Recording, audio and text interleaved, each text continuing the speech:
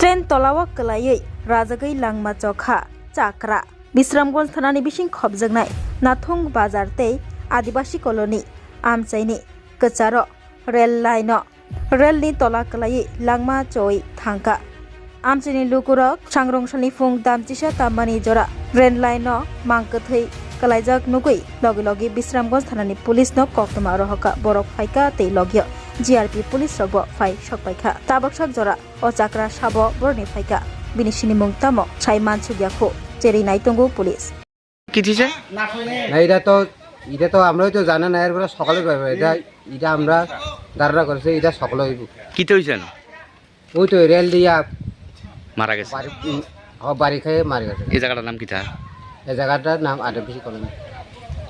আমি এই মুহূর্তে দাঁড়িয়ে রয়েছি বিশ্রামগঞ্জ থানার অন্তর্গত নাথুং বাজার এবং আদিবাসী কলোনি এলাকার ঠিক মধ্যবর্তী স্থানে যে রেল লাইন রয়েছে সেই রেল লাইনে দাঁড়িয়ে রয়েছি।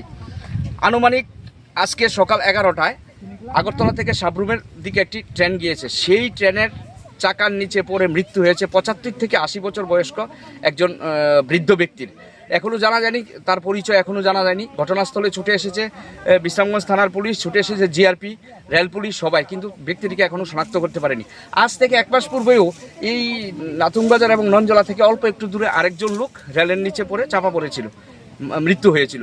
মানে এই এলাকা একেবারে নীরব, একেবারে শ্মশান, যার ফলে হয়তো 11টায় মৃত্যু হয়েছে লোকটার খবর পাওয়া গেছে এখন। কারণ এই এলাকাতে মানুষের আনাগোনা কম, চতুর্দিকে রাবার বাগান এবং ঘন জঙ্গল।